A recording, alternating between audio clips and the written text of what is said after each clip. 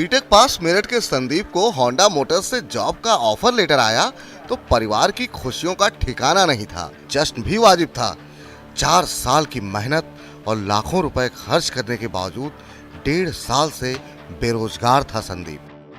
Job consultancy agency ने interview के समय ही बता दिया था कि ज्वाइनिंग से पहले पासपोर्ट, वीजा और फ्लाइट की टिकट के लिए 80,000 रुपए जमा कराने होंगे। सालाना 8 लाख रुपए के सैलरी पैकेज को देखते हुए घर वालों ने अगले दिन ही पैसों का इंतजाम करा दिया। नौकरी ज्वाइन करने बेंगलुरु पहुंचा तो उसके पैरों तले जमीन खिसक गई। बताए गए पते पर तो इस नाम की कोई कंपनी ही नहीं थी। एजेंसी को फोन किया तो फोन स्विच ऑफ निकला। ये कहानी सिर्फ संदीप की ही नहीं है। नौकरी के नाम पर देश भर में ऐसे रोजाना सैकड़ों लोग ठगे जा रहे हैं।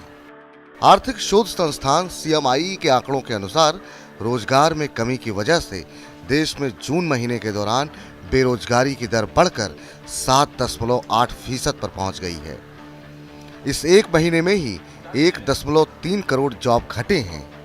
इंटरनेट की पहुंच आसान होने से साइबर ठग संदीप जैसे बेरोजगारों को आसानी से शिकार बना रहे हैं।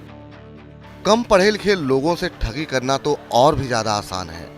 साइबर ठग बेरोजगारों को ऐसी नौकरियों की पेशकश करते हैं जो वास्तव में होती ही नहीं है। छोटे शहरों और ग्रामीण क्षेत्र के लोग इस तरह की ठगी के ज्यादा शिकार हो रहे हैं।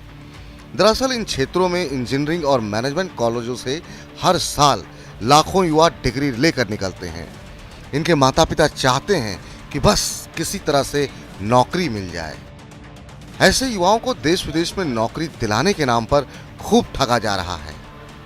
ठगी से जुड़े अपराधी 2-4 महीने तक तो युवाओं को ज्वाइनिंग कराने के नाम पर टहलाते रहते हैं। जब उन पर ज्यादा दबाव बनता है तो अपना ठिकाना बदल देते हैं। इसके बाद उनसे संपर्क नहीं हो पाता। आजकल युवाओं के बीच Naukri.com और Monster.com जैसे ऑनलाइन जॉब पोर्टल खूब लोकप्रिय हैं। इन पर लाखों युवाओं ने अपना ब्यौरा दर्ज कर रखा है। साइबर ठग यहीं से बेरोजगारों का प्रोफाइल निकाल लेते हैं, फिर उन्हें थोक में मैसेज पर मैसेज भेजते रहते हैं। साइबर ठग खुद को जॉब कंसल्टेंट के रूप में पेश करते हैं।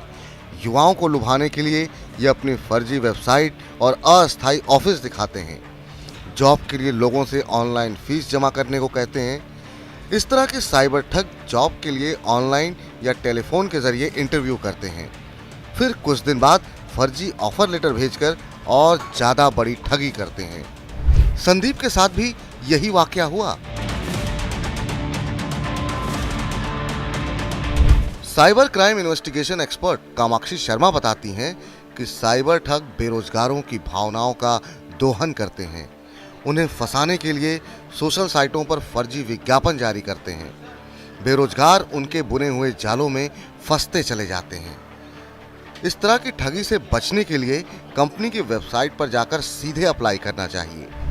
अगर आपने किसी जॉब पोर्टल पर CV पोस्ट किया है तो आपको सिर्फ उसी तरह का मेल आएगा जिस पद के लिए ब्यौरा दिया है। इस साइट से भविष्य में आपके पास कोई मेल आएगा तो उससे संबंधित पद का निश्चित तौर पर रेफरेंस होगा। इसके अलावा आपके पास कोई ऑफर आ रहा है तो समझ लें कि वो ठगी से जुड़ा हो सकता है। ध्यान देने वाली बात यह है कि कोई भी कंपनी अप्लाई या ज्वाइनिंग कराने के लिए फीस नहीं लेती। अगर इस एवज में आपसे कोई पैसे मांग रहा है तो सतर्क हो जाएं कि आपके साथ ठगी होने वाली है। ऐसे में जॉब के एवज में आपके पास कोई सिक्योरिटी डिपॉजिट, रजिस्ट्रेशन या फ्लाइट की टिकट के पैसे मांग रहा है तो हरगिज ना दें। जॉब के नाम पर ठगने वालों की पहचान करने का एक और तरीका ये है कि उनकी मेल को तसल्ली से पढ़ें। लेटर की फॉर्मेटिंग, स्पेलिंग, गलतियों को ध्यान से देखें। ऑफर या अपॉइंटमेंट लेटर को लेकर कोई शक है तो कंपनी की वेबसाइट पर जाएं और ईमेल या लैंडलाइन नंबर के जरिए इसकी पुष्टि करें। जॉब के लिए भावनाओं में ना बहें बल्कि असलियत को परखें।